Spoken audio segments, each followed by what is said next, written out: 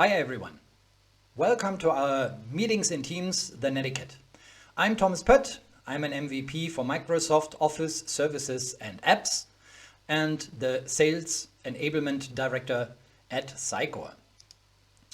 Today, we want to talk about meeting types, the difference between meetings, preparation for meetings, what actually is going on in home offices, so the home office specialties, planning a meeting, and the behavior in any kind of online meeting. And I hope that clarifies why we need a netiquette. And over the entire life cycle of any kind of meeting, we want to learn how to enhance ourselves with all those meetings. One important part is why we are lacking netiquette. If we transfer the rules of conduct from traditional one-to-one meetings into the virtual world, misunderstandings are almost inevitable. That means if you act the same way, like shaking your hands and winking to your colleagues, it might not help in an online meeting. Same is valid to small talks and interlude talks. In particular, within these virtual meetings, it can be very difficult to understand. Caution is also required from any form of irony or humor, because of if you make a sarcastic face, for example, and you haven't switched on video, so none of the audience can actually see you, you can imagine that people might get this wrong. Especially with online meetings, you might even have cultural or intercultural problems. Therefore, stick to the topic and be pretty precise. Yeah, let's have a look into an amazing video. I just love it. A conference call in real life. Trip Crosby has joined the meeting.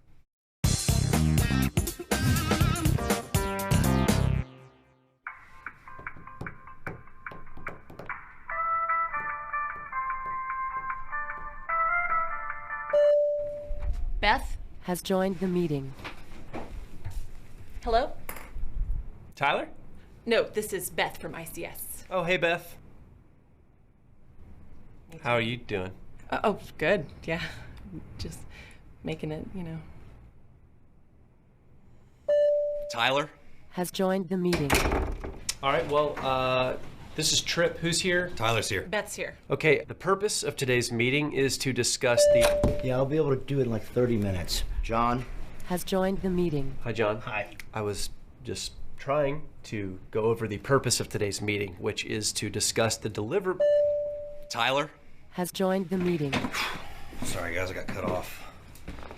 Is Paul here? Send him an invite. Put in your access code. No, that's your PIN number. It should be a 9-digit number. Try pressing the pound key. Paul. Has joined the meeting.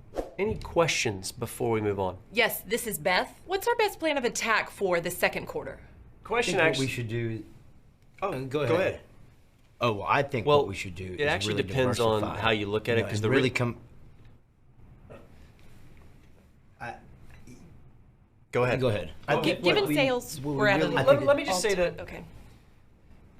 That's a great graph, John. Tyler? Well, my main concern with the projections from last year was that they're just insufficient. I mean, they're not even taking into account... Did we lose Tyler again? Hello? John, are you guys taking distributions? John? Oh, my bad. I was on mute. Let me start over. So I've prepared a presentation. I'm sharing it with all of you. You should be able to see it on your screen right now. Got it. I don't see a link anywhere. It says I need to download a plugin. We are all using Macs, I'm assuming. Yeah. How can you? Financials are looking great. Paul, do you have any comments on staffing? I was thinking about that because we get a few more contractor types in. Hold on, I'm sorry. Rex, get down! I don't know. I feel like when I looked at the numbers last quarter, that you couldn't really tell a huge difference. So if we were to really tighten that up, then I... To me, staffing is a huge impact. What is that? Is that me? That's not me, I don't think. I just want to go over a couple of details as we move into our next section here. We got 3 new departments coming on board. Break it up a little bit, guys. By the end of Q3. Driving to So a dead I need spot. everyone to give me detailed evaluations each Sorry, month guys. so that we know. That's it, guys. Beth, you'll send out a recap email that could have basically taken the place of this whole meeting, correct? Yep, always do. Yeah, thanks for doing that, Beth. Dave, you been here the whole time? Yeah. Huh. Well, thanks everyone once again. Oh, one more. Well, I guess every one of us knows those kind of issues. So let's have a look into the meetings first before we see how we can actually try avoiding those kind of problems. We have different types of meetings. We have ad hoc meetings. That's like if you are in a call with a person and invite a third one or even a fourth one, talking about several topics. Here it's very important, you shouldn't just only call him, that he wouldn't know why he should join this meeting. So just ping him first, tell him we need you in a meeting, we give you a call in 2 minutes, so that he can actually prepare and start focusing on the meeting and the topic he should actually participate in. We have pure audio meetings. Most commonly, they are used also for dialing users, like when they are on the road, anyhow, joining by a mobile phone. We have video meetings, and video is essential. So it's necessary to turn on your meeting. Always, if you need or require a video meeting, please announce this video required scenario in your invite. And you have the combined meetings where you share content.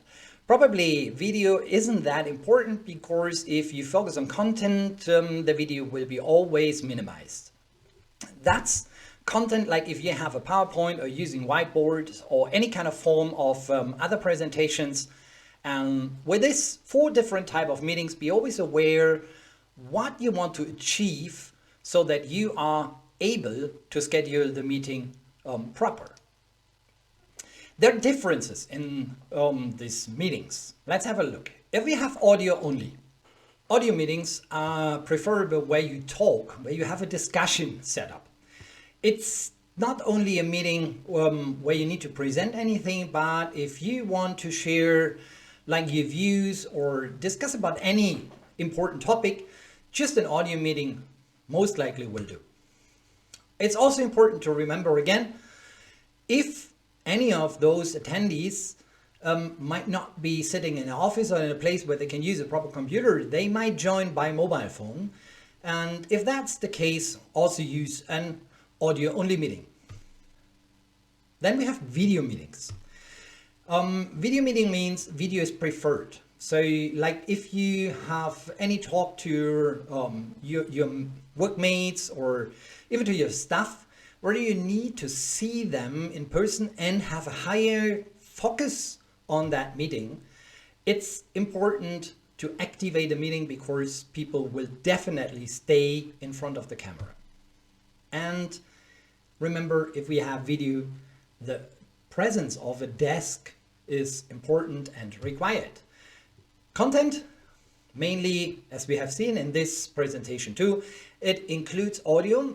It can also include videos, so not the video of our face, but just other videos to demonstrate. Or we have a whiteboard sharing. Also for this, the desk presence should be required. Don't do that one if you're sitting in a car on a small screen. And then we have a 4th type of meeting. It's a live event. A live event is mainly streamed and it's used for presentation. Feedback cannot be given by audio. And even if you have like a meeting or a live event with more than 100 or thousands or even 10,000 of attendees, it is important to have a moderator for any feedback session, which is mainly in text form. Then have a look into how we prepare for a meeting. That's very crucial because in any kind of meeting, we should just follow those kind of rules. Very important is, and especially super important for the presenter is, you have to know your tools. So if you don't know how to operate any kind of meeting system, how to set it up, how to share and prepare, how to use the tool or include even system audio or anything, then you might have a disturbance within this meeting. So be prepared and on time. It's not only valid for a presence meeting where you are sitting in a room, it is also required if you have an online meeting. Please be on time and join early. And know your topic and agenda, and also know your role, what you should participate in this meeting. Another part is, and I've commonly seen that people use a very bad quality microphone. If that's happened, how others can probably understand you. So choose something which is suitable for a professional meeting. In video meetings, also have a proper background. Do not just activate the camera and have maybe some kids running around. Even in the situation right now, it should be understandable that you have kids running around. I don't want to mean that. Or if you're having a construction area behind you. So just get the background, at least blur it, or even better brand it with your company. In a video meeting, it is also very important to wear proper clothes. That probably means not only for a video meeting, but if you are in a home office, just wear proper clothes. Of course, it helps you to stay focused. In video meetings, have also the proper light. So if a window, for example, is in your background, your face isn't that perfectly visible, so it's mainly dark, be sure that you have a light anyhow coming from the front. And for sure, keep the background quiet, especially your mobile phones. Let's have a look into what's happened with or going on with our home offices. Whenever you're not talking in a meeting, just mute it. Every proper headset might have a mute button, so use it frequently or even do it with your mouse. Turn off your mobile phone and stop other programs from disturbing you. If you are having a presentation like I do right now, it's automatically done with Microsoft PowerPoint, for example, that every other communication in the background is muted. And don't deal with other things or talk to others. So do not turn your head around if you're in a meeting and you're not muted and talk to your wife, for example. Just stay focused. Be on time, log in on time, important. Always consider if you join a meeting and you do not have the client pre-installed, there might be a small delay until some of the plugins are installed. Making a point of reason, because irony and sarcasm are digitally harder to understand. Just keep this sentence and stick most likely straight to the point and to the topic.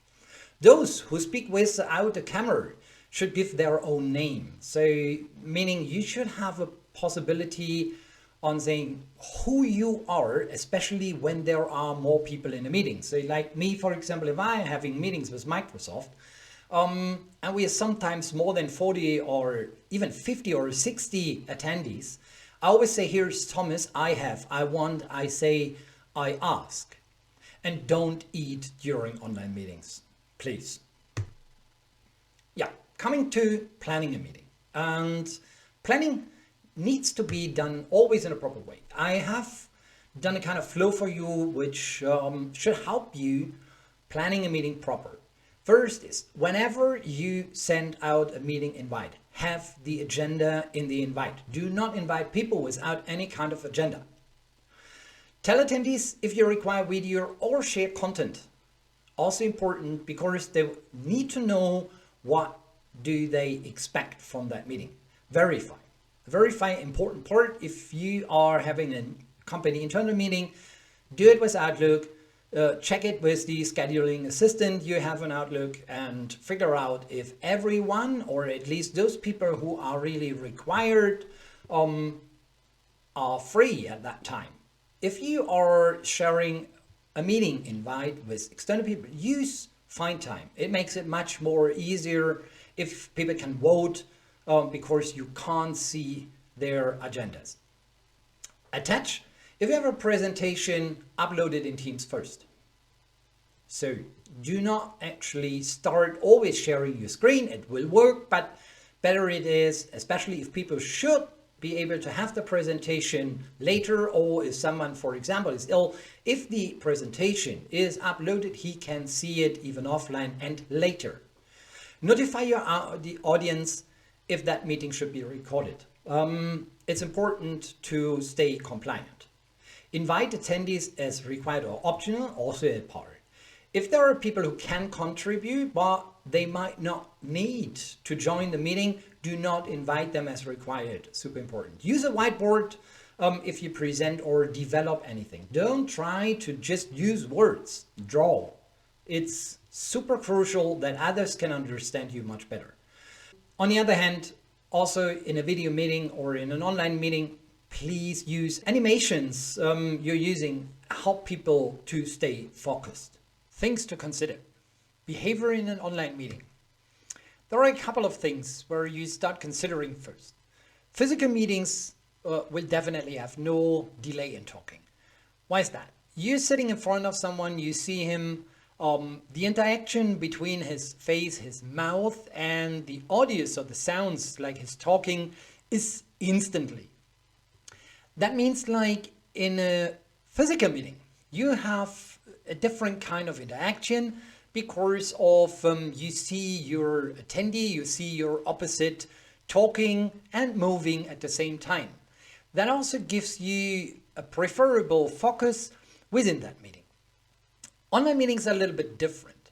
There might be always a delay between the movement of the mouse and the audio, so that talking of those persons. Why is that?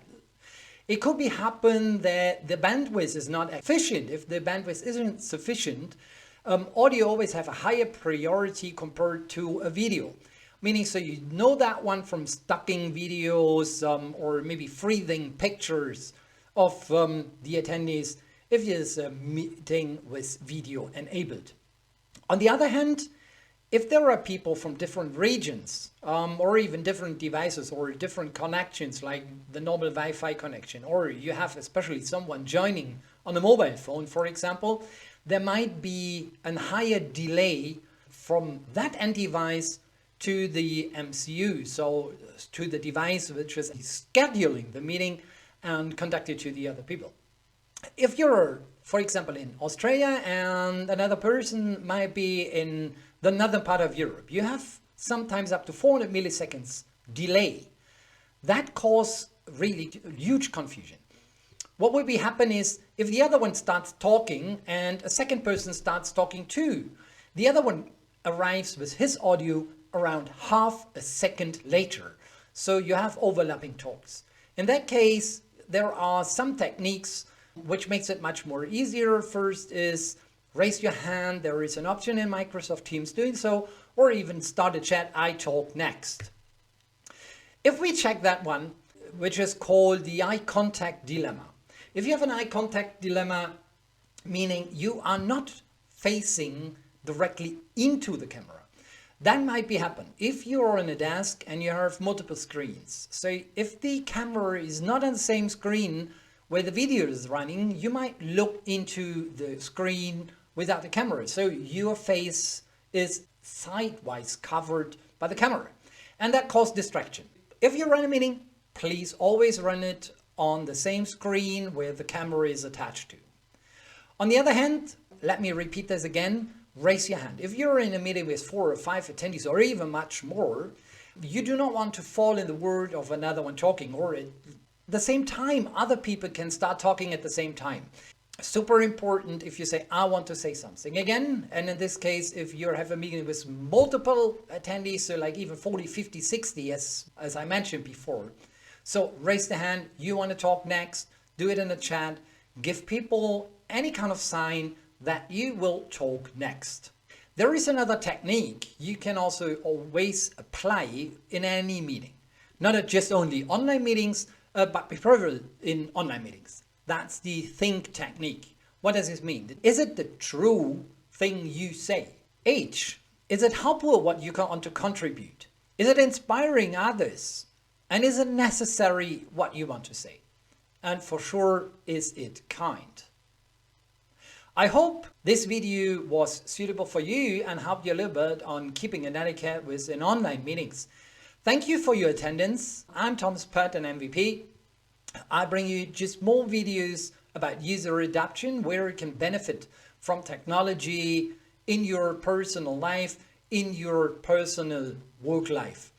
If you want to contact me, you can do this via email or via Twitter. I'm looking forward. Give it a thumb up if you like the video and leave a subscription. And don't forget to press the ring bell if you want to be notified from other videos which I will contribute. Thank you so much. Have a great day. Bye-bye.